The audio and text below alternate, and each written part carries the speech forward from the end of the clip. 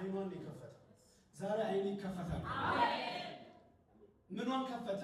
አይኗን። ችግሩ አይኗ ላይ ነው። ያለቀሰችው ስለሌላ አይደለም። ይኸውላችሁ ወገኖች ሆይ የሆነ ነገር አለ እኮ እግዚአብሔር የሰጣችሁ የተዘጋጀ እሱን እንዳታይ ልምድ። መጽሐፍ ቅዱስ ምንድን ነው የሚለው? ብሉይ ኪዳን በተነበበ ጊዜ ይላል ያ መጋረጃ እስከ ዛሬ እስከ መቼ? እስከ ዛሬ በፊታቸው አለ ይላል። የሆነ ትምህርት፣ የሆነ ልምምድ፣ የሆነ ዕውቀት መጋረጃ ነው። የእግዚአብሔርን ነገር እንዳትቀበል መጋረጃ ነው። የሆነ የከለለ ነገር አለ እኮ ወይ ጓደኛ ይሆናል፣ ወይ ሳምቲንግ ይሆናል፣ ወይ የትላንት ልምምድ ይሆናል፣ ወይ ኤክስፔክት የምታረጉት ነገር ይሆናል። መጋረጃ የሆነው ዛሬ እጅህን አንሳ፣ በኢየሱስም ከላይ ላይ ይነሳል። የፈለገ ትንቢት ቢኖርህ የፈለገ ከእግዚአብሔር ጋር አንዱ የሚያጣላህ ልምድ ነው።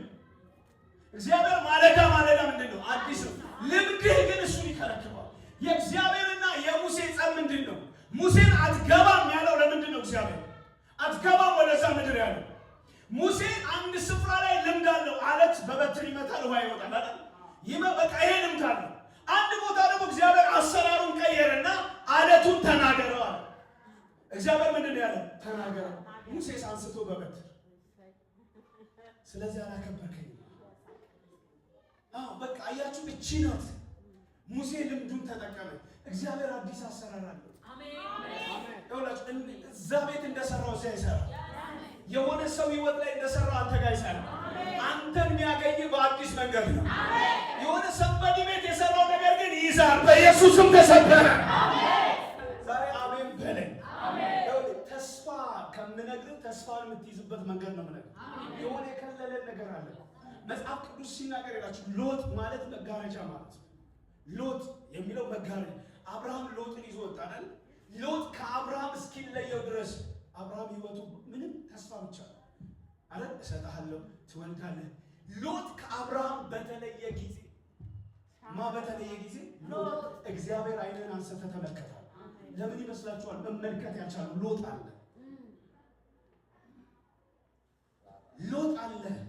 ስለዚህ እግዚአብሔር እባርክሃለሁ ነው፣ ተስፋ እሰጥሃለሁ። ተስፋ ወደ ፍጻሜ የሚመጣው መጋረጃው ሲነሳ። ይኸውላችሁ መጽሐፍ ሲናገር እንደዚህ ይላል፣ ትንቢተ ኢሳይያስ።